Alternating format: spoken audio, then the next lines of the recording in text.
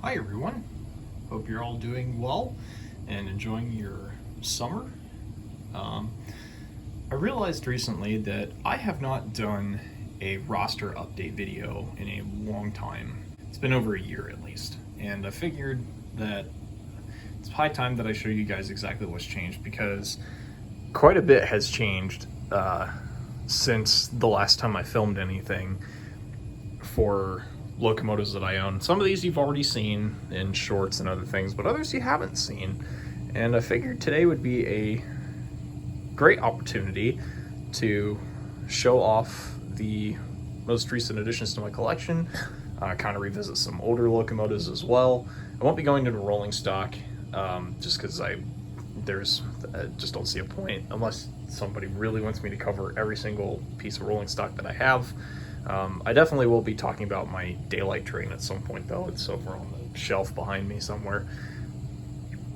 So yeah, I think the plan is we're gonna start with the diesels, go to the UP steam, and then go to miscellaneous power over here. So everything that you see here are locomotives that are currently active roster. Now, some of them are not active roster, and we'll get to those in our various projects, but I figured I'd include them because they are going to be a part of my active roster in the not too distant future. So we'll jump into it with the diesels. All right, this is going to be mostly in order of size. I mean, technicality wise, it's in order of size, but yeah. So we're going to start with the smallest diesel I own personally, and that is this Atlas Alco S2. I picked this guy up I think 2 years ago. Runs great, outfitted it with an NCE DCC decoder. I may upgrade it to sound. I also need to fix some of the handrails because obviously you can see there's a couple of them that are broken and these are kind of sad. It's also missing the horn. This thing's awesome. I do love it a lot. It's an absolute brick of a locomotive. It's, I think, at 14 ounces by itself. It's a massive puller. Doesn't run the greatest, and I think that's also partly due to its motor's age, but beyond that, it is a great model, and I do need to do more with it, honestly. Next up is one that I know nobody's seen yet. I've barely talked about this. I might not have even talked about it, at all. This is my Proto 2000 EMD GP9. Picked this guy up on eBay. Initially outfitted with a ESU Lock Pilot version 5 decoder, but as of recent, it's now been converted to Soundtrack's Plug and Play 8 decoder, I think, a PNP 8, Tsunami 2 diesel. And that decoder only cost me $20, if you can believe it. So I think the engine was like 60, maybe 50, I'm not 100% sure. So it's somewhere, the total cost for this unit is under $100 with sound. It's absolutely fantastic. Does need to keep alive though, because it doesn't like to play nice with some of my switches. Next to that is another one that I know I haven't talked about. Actually, probably the next couple of ones I haven't talked about. This is a EMC Bachmann Spectrum Doodlebug. These guys are kind of weird cases because they're, at least in my experience, I've tried to get a couple before and they've all gone up like stupid expensive. This one was only $40 and it was brand new in box too, so that was kind of nice. It's been outfitted with a Digitrax DH126 decoder, I think is what it's called. Has a working head. Only the headlight works. I tried to put an interior light, but for some reason I can't get the function output to work, or it's just a bad LED. Gonna have to look into it a little bit more. Unfortunately, I think this thing is already starting to have the cracked gear problem. I checked it when I first got it and it didn't seem to have that issue, but now that it's actually running in, I think it's starting to rear its ugly head. So unfortunately, those are gonna have to get replaced. Next up, last two diesels that I don't think I've talked about yet is this Lifelike AB set, Proto 2000 AB set, sorry, Alco FAs. And so it's the 1624 A and B. Got these on eBay for as a pair for $90. These guys are brand spanking new as well, new in box, never been run. These two are also outfitted with Lock Pilot version 5. I do have a Mars light wired up on this one, but it's not functional because I don't have a lock programmer, so I can't assign a light function to this. May upgrade these guys to sound in the future, but right now the Lock Pilot works just fine. You can run these separately. They are fantastic pullers because they're basically just giant hunks of lead inside. They're not exactly lead, they're just big, heavy bricks. And speaking of big, heavy brick, the biggest and heaviest brick of my diesel collection, which is the Alco PA and PB set, number 600 and 605B respectively. This was the first diesel locomotive that I ever converted to sound. It's one of my favorites, still is, in fact. Runs fantastic. I recently installed a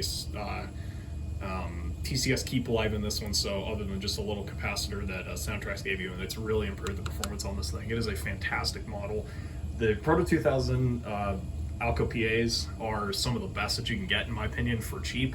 This set cost me $60 combined, I think. Yeah, it was like 60 bucks combined. Decoder was only like 110, I think, because it was the little Soundtracks TSU 1100. It should have been a TSU 2200, so I don't know, I might pull the decoder out of this one and put it in that S2 that I've got, since it's small, but yet to be still to be determined.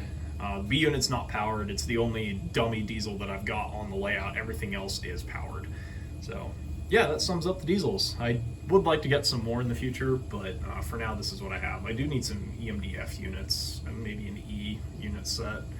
But yeah, this is what I got. So we're moving on to steam locomotives.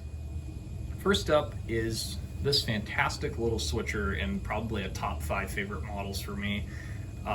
This one is really special. This is my custom PFM United brass UP 4466. I have seen the real 4466 twice in Sacramento when I was out there a couple years ago on a business trip, and I really fell in love with this little engine, and it kind of prompted me to want to get a small steam switcher for my collection, and this is what I went with. And it took me probably about 8 months to complete the project, between just off and on procrastinating on putting stuff on and everything. But this thing started life looking very different, and it will get its own dedicated video, but it is just an absolute joy to run.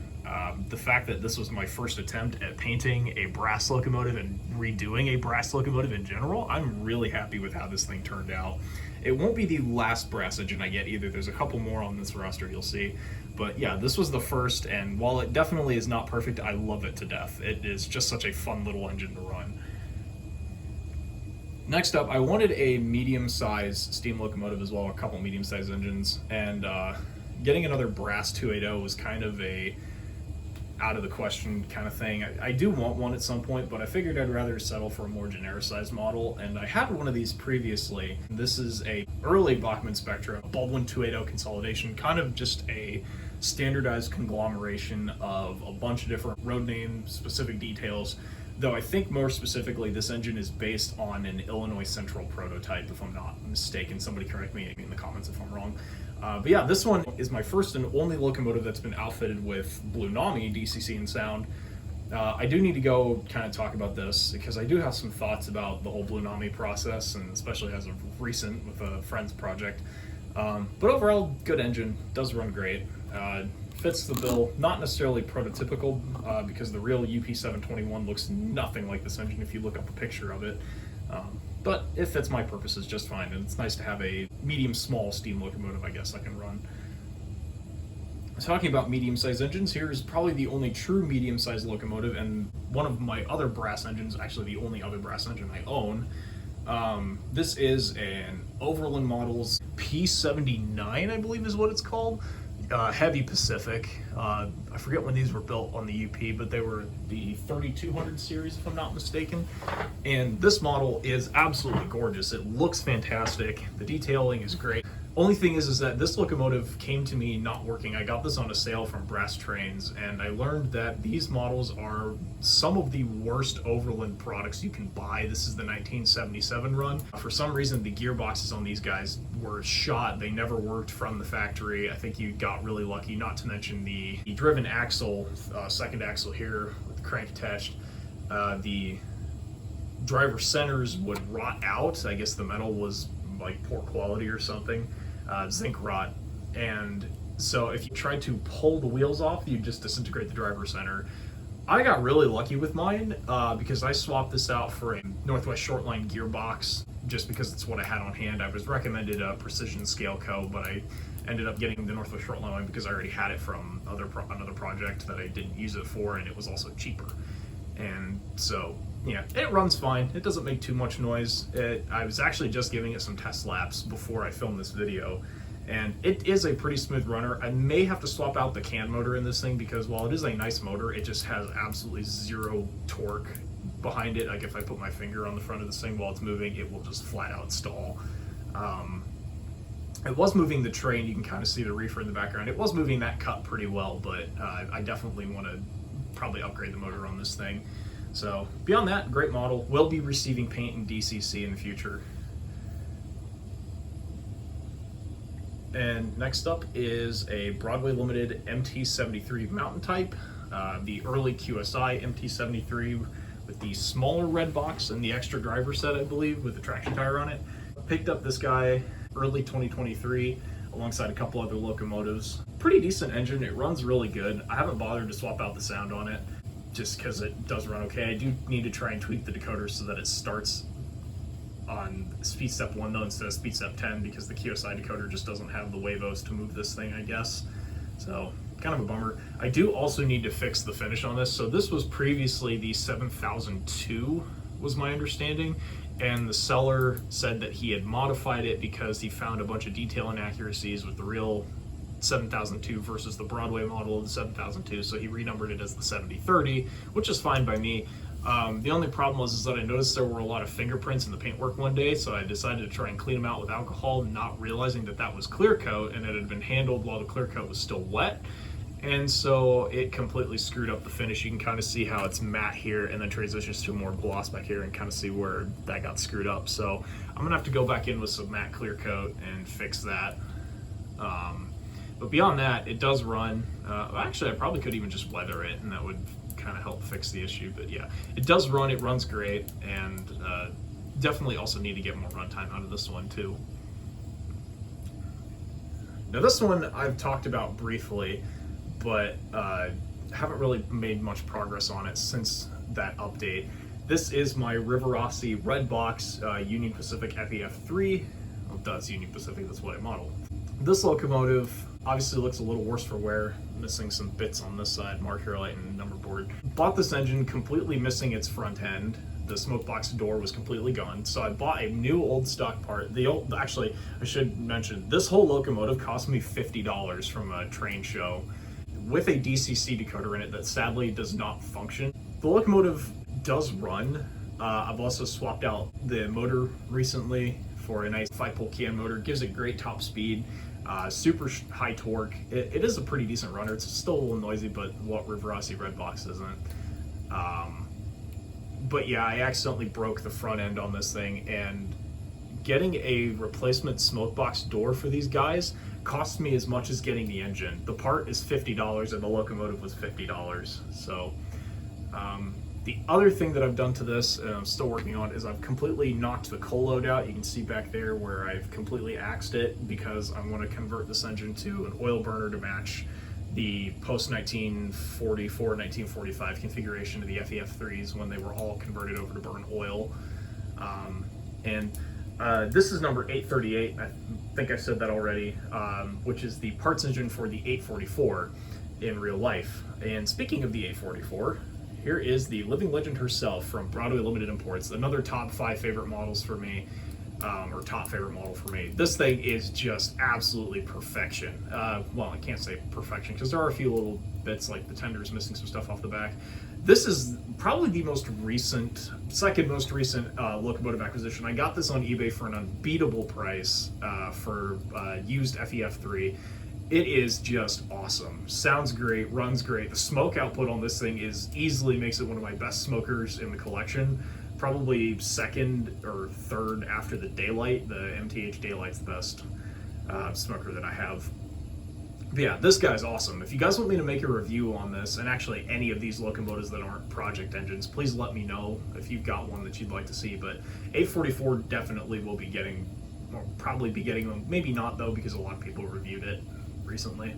Speaking of engines that need reviews, here's one that I have been putting off doing a review for a long time, but I really want to actually work on getting this one done. This is my new old stock Lionel UP Challenger 3980 in the two-tone gray with aluminum striping. This is what I would say when Lionel HO was sort of cool, because these things are just absolutely awesome. Brick, die-cast metal, great pulling power, great performance out of a QSI decoder. The sound's not great, but it runs super smooth. It responds quickly to control, but it is a very finicky locomotive to run because it also needs to run on the most convenient track. I won't talk quite about why, but until I make the review. But yeah, it's still a nice engine regardless. And now we're getting into the big boys, quite literally the big boys. Here is one of two big boys that I own. Number 4005 from Atherogenesis, early 2000s if I'm not mistaken. This engine I bought off of a friend, and because they model the Pennsylvania Railroad, and they bought this because it was like, I think they only paid like $310 because that's what I paid for it, for this engine. It has a Tsunami 2 steam decoder installed. Sounds pretty decent. I mean, it's got great bass to it all the way around. The only problem is that this thing has a really sucky motor. It draws super high current, and it can pull because it's got enough weight behind it, but I mean, it actually doesn't. It weighs less than my Challenger, if I'm not mistaken. But it just doesn't have enough torque to move it. You've got to run it at really high speed, and because it's pulling such high amperage, and the Tsunami 2 has the digital dynamic exhaust of, because you're moving a heavy cut of cars, the locomotive will be louder. This thing is deafening to run, and it does get old after a while because of how loud it is. It kind of sucks that it's I mean, it's cool, but it's really only applicable on like a big layout, I guess, because then like you can hear it from miles away. So yeah, still love it though, and definitely need to get a new motor in it. And of course, the crown jewel of my entire collection, Big Boy 4014 from Broadway Limited Imports. Nothing's really changed much about this other than that I've painted the pilot wheels, driver centers, and also done up the steam cylinder caps in silver, as they should be. This thing is just still one of my absolute all-time favorite model that I own. It's just fantastic. I wish it smoked better, but for Paragon, the sounds are great. Running quality is awesome. This easily has the most runtime of any locomotive in my collection, just because it's the big boy. It's 4014. So yeah. With that, we're going to move on to miscellaneous power. Kicking this off is the only piece of electric or electric traction power that I have. This is a Bachmann, early Bachmann PCC trolley for the Chicago Transit Authority. This guy, I think, was only like 20, maybe less than that. I know I paid under 20 bucks for this guy. It was really cheap. And it's actually got DCC in it currently. I have just a crapped out Bachmann decoder in there that actually allows this thing to run pretty well. I'm shocked at how well it moves for, being an old crappy Bachmann decoder. And I don't like Bachmann decoders in general, but they're okay stand-ins for models that I just want to chip and have ready to go. But yeah, the reason I have this guy is, one, because it was cheap, and two, because my mother is actually from Illinois and spent a lot of her time in Chicago, and so she grew up around these things in the 60s and 70s, and even a little later. I don't remember exactly when they stopped running them, but yeah, so that's kind of why it is, just a little bit of nostalgia. Next up is hands down the smallest, at least I believe it's the smallest locomotive in my collection, especially per weight. This is, and the most recent acquisition in my collection, this is a Rivarossi Baltimore, Ohio C16A 040 switcher. This is what was previously a Little Joe 040 saddle tank engine that the B&O ended up converting, one of two that the B&O converted to tender. I think it was the 96 and the 97, and I have the 96. I picked this guy up for $20 at Strasburg, actually, on my most recent trip out there at the hobby shop there. And the reason I bought this one specifically is because it has the full valve gear, which is, these guys are pretty desirable. Everybody wants these for some reason. This is also hands down the fastest locomotive in my collection. For being so little, it's got a top speed of over like 100 miles an hour.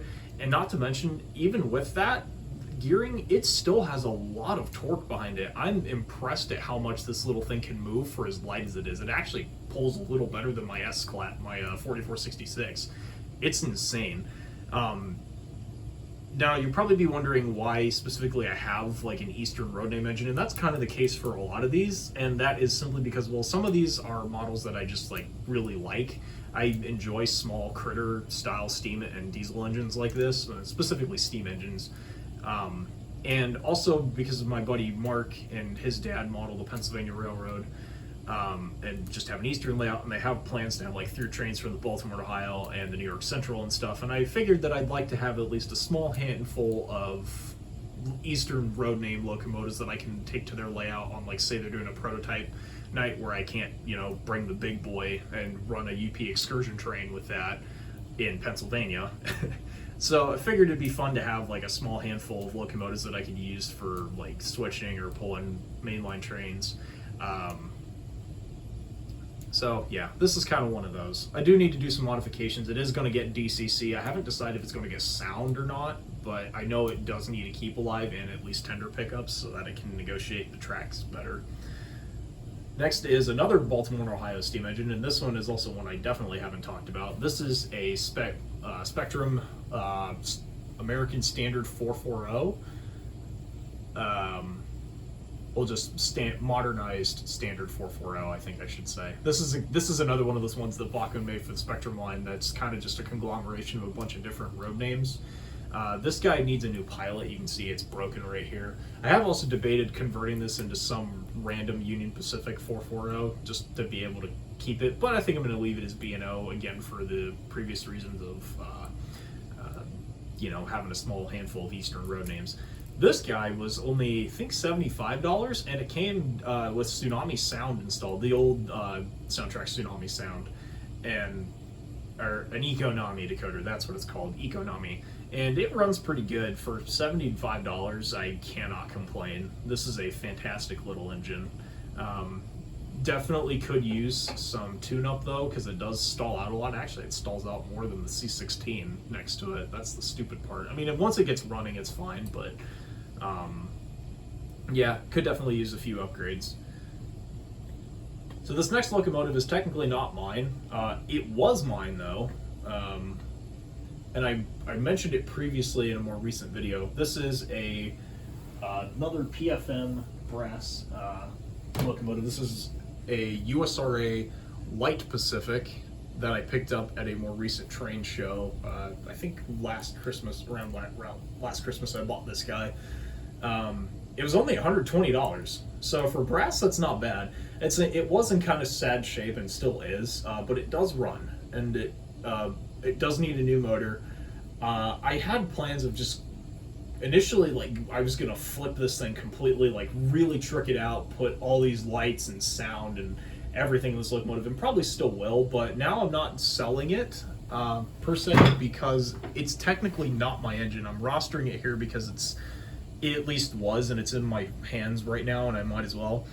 But it's no longer mine because, as I mentioned previously, my buddy Mark and his dad wants more Baltimore, Ohio stuff for their Eastern themed layout, and as a result traded me the Pacific for this Broadway Paragon 2 Hudson J1E number 5316 with Paragon 2. I absolutely was not expecting to get a Paragon 2 Hudson. I kind of wanted one, but they've all been super pricey, and Mark's dad found this guy for the same price as the B&O Pacific next to it. But the only thing was that the front end was messed up in a bunch of places. Smoke box was melted, and so I ended up trading him the Pacific and the agreement that I'll foot the bill for the DCC. He'll pay me back for it, but as payment for this guy, I got to keep the Hudson, and I did all the custom work. I did a video on this guy recently. If you haven't seen it already, go check it out. It's kind of suffering in views right now, and I was hoping more people would watch it, but it's okay. But yeah, this was a really fun project. I'm happy to have at least one Hudson in my fleet. I'd love to have some of the streamlined stuff. I'm also a sucker for streamliners, and hint hint. So yeah, I would love to have, like I said, if there was another railroad that I could model, would have modeled other than Union Pacific, it would have been New York Central, just because I really like their steam. So this guy's pretty much done. I don't have anything else really left to do to it. Just keep it running, keep it cleaned up. Yeah, I really like it. Speaking of streamliners, here is another one of two that I have. Streamline Steam anyway. This is a Bachmann Spectrum Norfolk and Western Class J. Previously number 610. I actually completely scratched off all the numbering and was going to renumber it to 611. Actually did have it renumbered to 611. Ended up selling it off, and then the seller broke it and returned it to me, saying that I was the one that demanded a refund, saying that I was the one that shipped it improperly when they were. It was just a whole story and sadness. And so now it's back in my possession. I can't get rid of it. So it's kind of just sitting here as a placeholder for now. I probably will put a 611 decal on it, redo it. I do have the Scale Trains XMTH-J on order, the modernized 611. I don't know if I'm going to keep that pre-order though, because life has kind of gotten in the way and finances are kind of tight on my end right now. I'm obviously not going to get into too much detail, but yeah. So I don't know yet. I'd love to have a modernized 611 that I don't have to do anything to. I mean, not that this one would be too hard to do. I could easily throw a decoder in this guy and call it done. I've already upgraded the lights. I changed position of the bell, the back here behind the pilot, like it is on the real 611. Pretty easy mods. Just need new decals is all. And finally, we make it to easily the most beautiful locomotive in my collection, and that is my MTH SP4449. Also, easily the most the best value for money locomotive in my fleet, because as I mentioned in the review of this thing, I only paid like $60 something for this, all said and done, because it came in a lot with 3 Bachmann GS4s that I fixed up and sold off right around Christmas, and the profits off of those guys basically paid for this thing almost 3 times. Or the entire lot that I purchased those locomotives in. And so as a result, this locomotive basically made me money. And it is just one of, again, a top favorite model of mine. Runs beautifully. Probably does need a little bit of a tune-up and service. But it's so nice having a layout now, especially. This is part of the reason why I rebuilt the layout, because I wanted to be able to have my entire 11-card daylight cut behind this and just be able to set it up, let it run at speed, watch it go. And yeah, also easily, this is my best smoker in the fleet. The smoke that this thing puts out, MTH smoke, is second to nothing, in my opinion. Broadway Limited still, no offense Broadway, you do make great models, but like, smoke definitely needs to be desired. But yeah, so yeah, that pretty much does it for my collection. Well, there you go. That is the entirety of my locomotive roster, all in one package, and here it all is back on the shelf where I normally store everything. Thanks so much for watching, everybody. Please, please, please, please, tell me what you'd like to see next in comments or whatever. I'm leaning towards probably doing something with the Challenger or the 4466 so far. But if there's something else you guys want to see in particular, you want me to talk about, please let me know. I'll be trying to post regular updates on the layout as it's being completed. Yeah, we'll just go from there. Have some more exciting stuff coming down the pipeline. Can't wait to see you there. Thanks for watching.